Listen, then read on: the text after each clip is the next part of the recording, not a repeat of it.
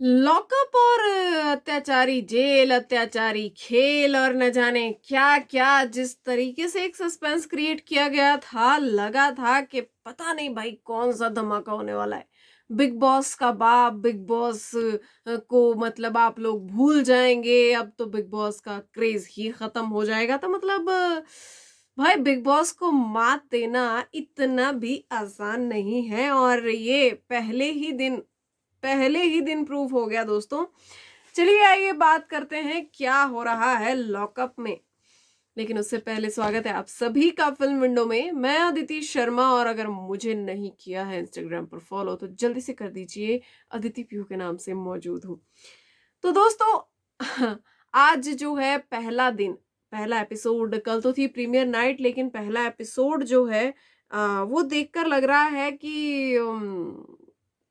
कहानी कुछ बन नहीं रही है, बात कुछ बन नहीं रही है, कुछ तो मिसिंग है और मिसिंग है कि मतलब एकता कपूर ने एक एक्सपेरिमेंट किया है और सबसे पहले तो यार वो जो आवाज़ है ना, वो आवाज़ बहुत ही ज़्यादा इरिटेट करती है।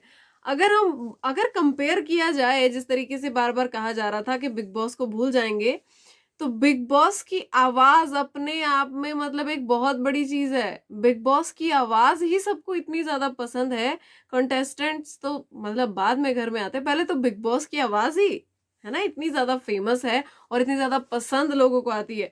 ये कैसी आवाज़ है जो समझ में ही नहीं आती कि आखिरकार भाई बोल क्या रहे हैं? मैंने कल भी जब मैं लाइव भी देख रही थी, मैं ऐसे कान लगा के सुन रही थी, इतना गुस्सा आ रहा था। ऐसे लग रहा था कि अगर आप रात को बैठकर अगर लाइव देख रहे हैं और ये आवाज़ एकदम से आ जाए, तो आपको लगेगा कि कोई है क्या? तो ये डरावनी है, कौन-सा जेलर ऐसा बोलता है?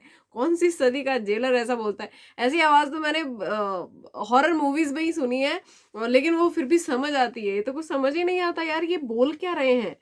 और दोस्तों यहाँ पर अगर हम बात करेंगे तो रवीना टंडन को इन्होंने 1 दिन की जेलर बनाकर भेजा था और उन्होंने इंस्ट्रक्शंस दी हैं। हालाँकि वो जेल के अंदर नहीं गई हैं, उन्होंने वीडियो कॉल के ज़रिए ही सारी इंस्ट्रक्शंस दी हैं। डेयरिंग, झोलरबाज़ी और सीक्रेट्स का खेल होगा।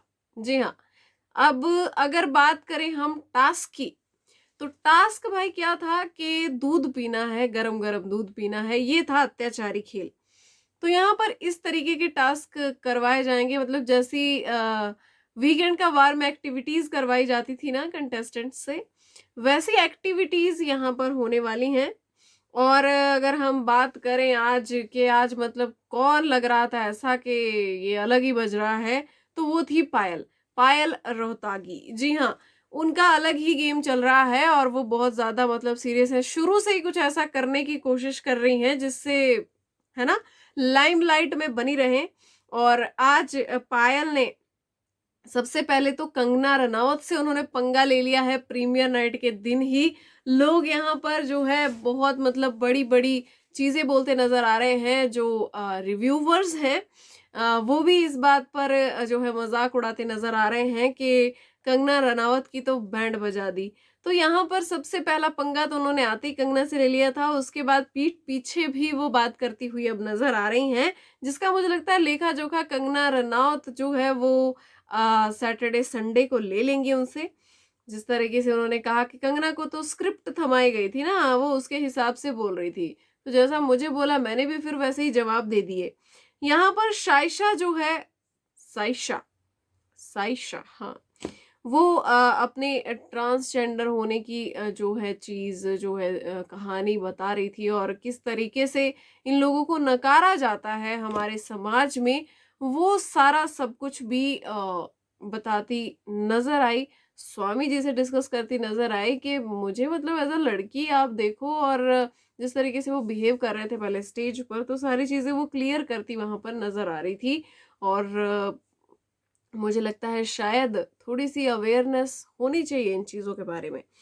तो यहाँ पर जो है, जो चौकीदार वहाँ पर रखे गए हैं, उन पर नज़र रखने के लिए कैदियों पर, उनसे भिड़ती नज़र आई हैं पायल।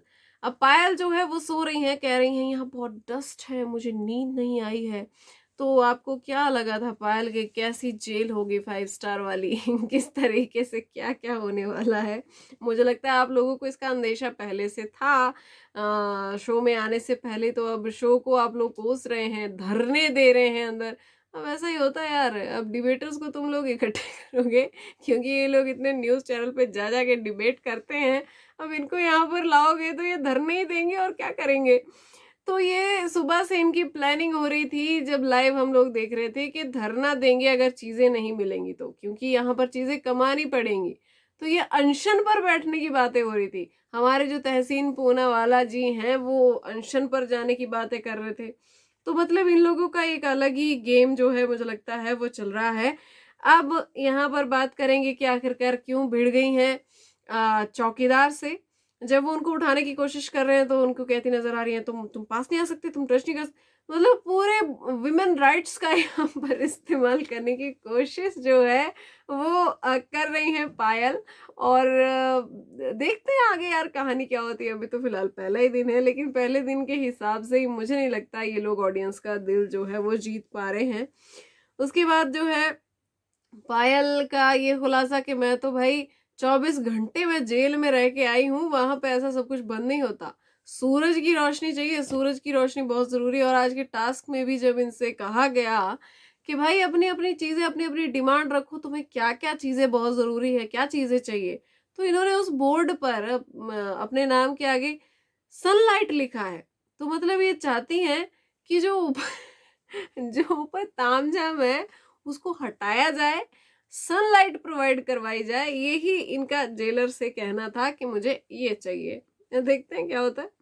यहाँ पर अगर बात करेंगे तो भाई दो ब्लॉक्स में जो है इस लॉकअप को बांट दिया गया है, कैदियों को बांट दिया गया है, दो ग्रुप बना दिए गए हैं।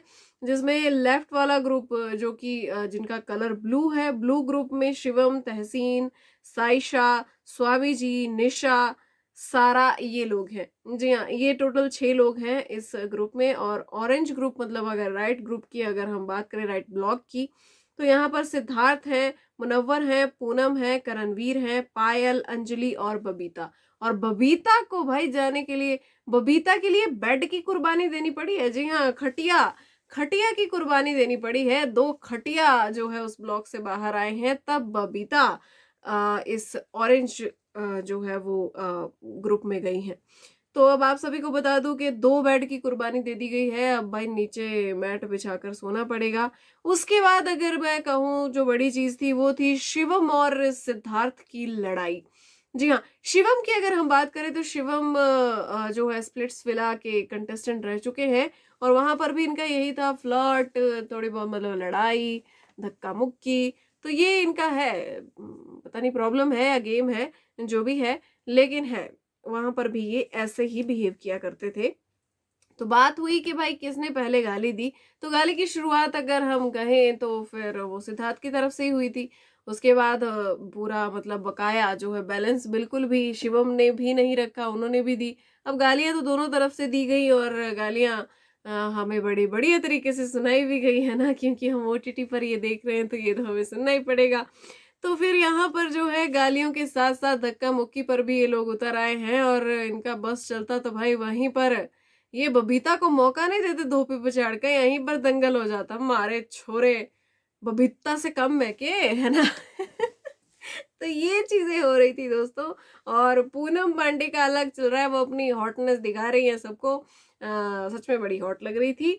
और साथ में अपने 3 जो है रिलेशनशिप जो उनकी लाइफ में रहे हैं, सीरियस रिलेशनशिप के बारे में करणवीर से और बाकी लोगों से बात करती नजर आई।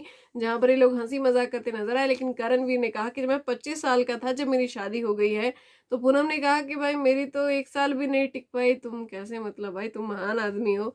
तो यहाँ पर करणवीर थोड़ा सा रिश्ते पर ज्ञान देते भी नजर आ रहे थे। बाकी यही सारा सब कुछ था। और आप सब जानते हैं कि हमने कल ही आपको बता दिया था कि किसने किसको नॉमिनेट किया। यहाँ पर नॉमिनेशन हुए, मतलब चार्जशीट पर 5 नाम जो है वो दर्ज हुए हैं। वो 5 नाम मैं आपको बता देती हूँ। पहला नाम है अंजलि, दूसरा नाम है सिद्धार्थ, उसके बाद शिवम है, स्वामी जी हैं और मुनव्वर है। जी हाँ, अब सिद्धार्थ और शिवम शायद ही जाएं। अगर हमें कोई सबसे ज्यादा इस वक्त जो मतलब अभी भी एक्टिव नहीं है वो लग रहे हैं स्वामी जी और अंजलि, तो जाने के चांसेस हैं। तो इस हफ्ते कौन जाएगा देखते हैं। बाकी आपको कैसा लग रहा है लॉकअप, मुझे कमेंट सेक्शन में ज़रूर बताइए। मिलती हूँ आपसे नेक्स्ट वीडियो में और ज़्यादा अपडेट्स के साथ।